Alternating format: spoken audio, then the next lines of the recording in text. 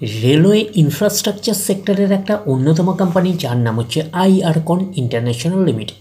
আইআরকন international লিমিটেডের হচ্ছে Q1 result out হয়ে গেছে। Q1 রেজাল্টের পারফরমেন্স কী টাইপের দিয়েছে আইআরকন ইন্টারন্যাশনাল লিমিটেড, সেটাকে নিয়ে আমরা অ্যানালিসিস করব। তার আগে আমরা কোম্পানিটার হচ্ছে চার্ট প্যাটার্নটাকে নিয়ে অ্যানালিসিস করব। দেখবো যে শেয়ার হোল্ডারদের কতটা রিটার্ন জেনারেট করেছে বা ওয়েলথ ক্রিয়েট করে দিয়েছে, সেটাকে নিয়ে আগে আমরা ফার্স্ট অ্যানালিসিস করব। আফটার দ্যাট হচ্ছে আমরা কোম্পানিটার হচ্ছে Q1 রেজাল্টের পারফরমেন্স কী টাইপের দিয়েছে সেটাকে নিয়ে অ্যানালিসিস করব। তো কোম্পানিটা এখন ট্রেড করছে 264 টাকা 90 পয়সায় এখন ট্রেড করছে। আমরা যদি চলে যাই কোম্পানিটার মার্কেট ক্যাপিটালাইজ হচ্ছে অ্যাপ্রক্স 25,000 কোটি টাকার মার্কেট ক্যাপিটালাইজ, অর্থাৎ এই কোম্পানিটাকে আমরা মিড ক্যাপ টাইপের কোম্পানি হিসাবে কনসিডার করতেই পারি। তো কোম্পানিটার আমরা যদি পিই রেশিও দেখি 26.81 হচ্ছে পিই রেশিও। তো কোম্পানিটার আমরা যদি 52 উইক হাই দেখি, 52 উইক হাই হচ্ছে 351 টাকা 60 পয়সা হচ্ছে 52 উইক হাই। এবং কোম্পানিটার আমরা যদি 52 উইক লো দেখি 98 টাকা 30 পয়সা হচ্ছে 52 উইক লো। তো কোম্পানিটার আমরা যদি একদিনের পারফরমেন্সে যাই 2% মতন নেগেটিভ রিটার্ন জেনারেট করেছে একদিনে। 5 দিনের পারফরমেন্স করেছে 1.5% মতন নেগেটিভ রিটার্ন জেনারেট করেছে 5 দিনে। এক মাসে কীরকম পারফরমেন্স করেছে 21% মতন নেগেটিভ রিটার্ন জেনারেট করেছে এক মাসে।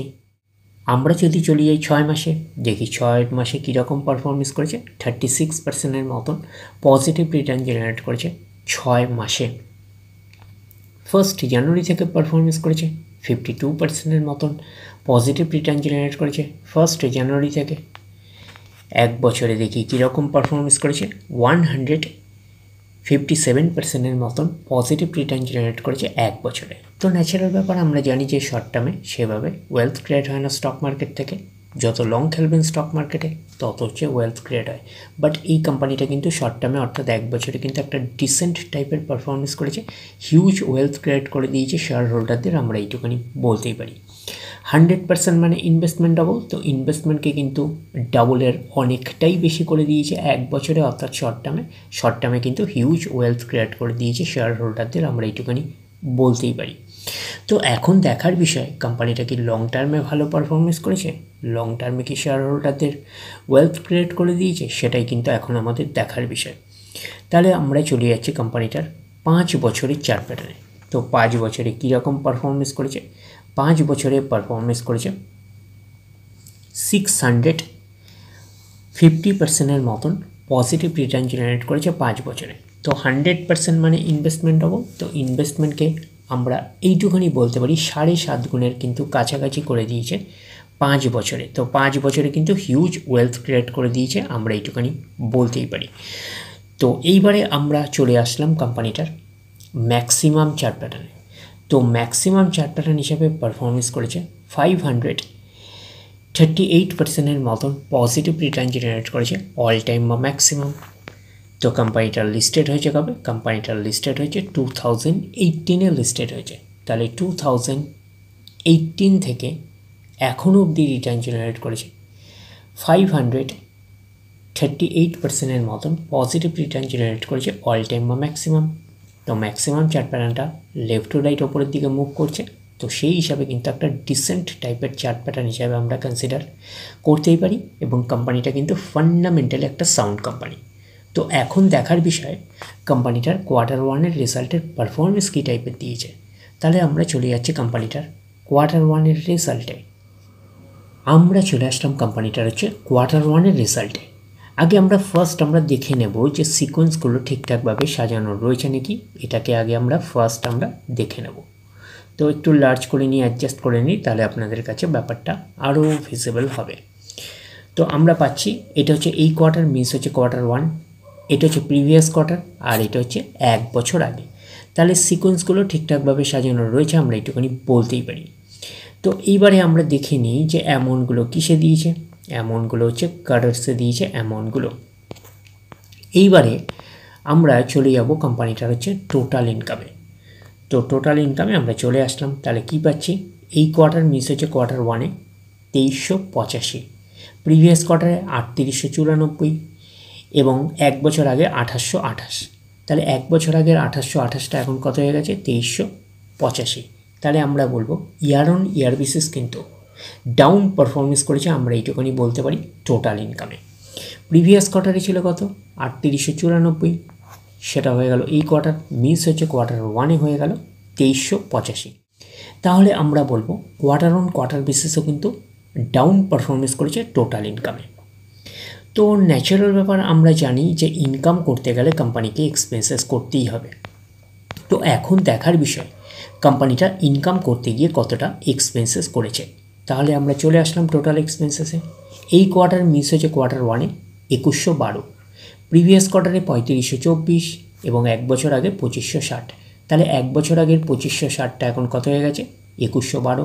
তাহলে আমরা বলবো ইয়ার অন ইয়ার বেসিস কিন্তু ডাউন পারফরমেন্স করেছে টোটাল এক্সপেন্সেসে। প্রিভিয়াস কোয়ার্টারে ছিল কত 3524, সেটা হয়ে গেল এই কোয়ার্টার, মিস হয়েছে কোয়ার্টার 1-এ হয়ে গেল কত 2112।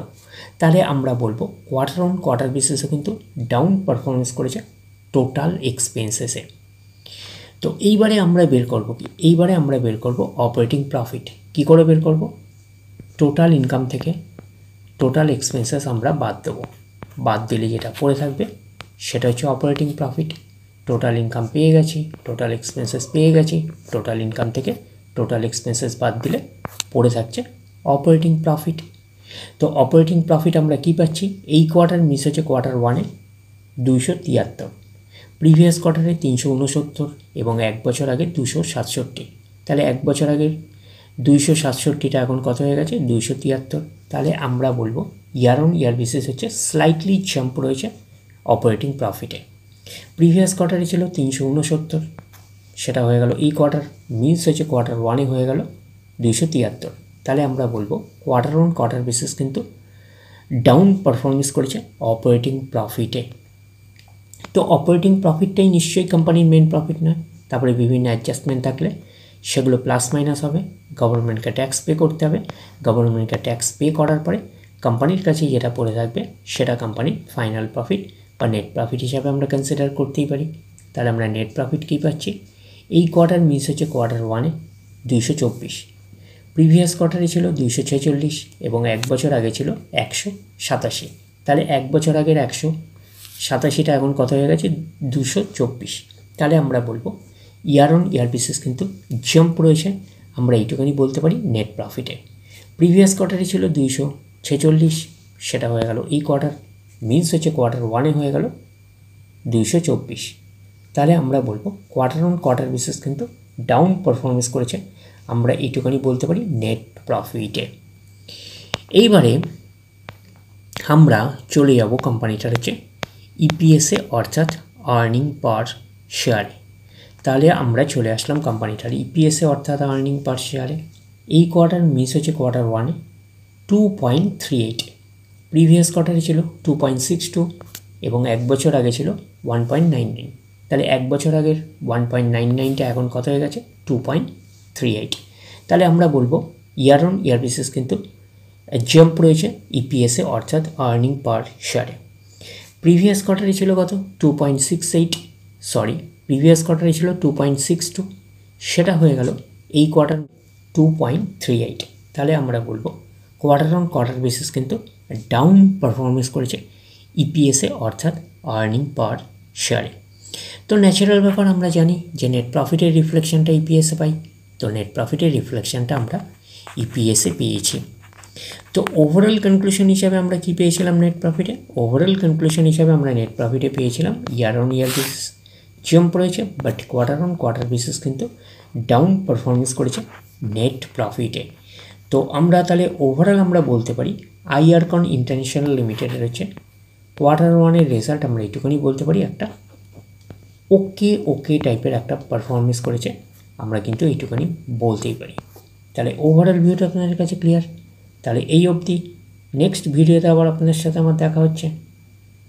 ধন্যবাদ।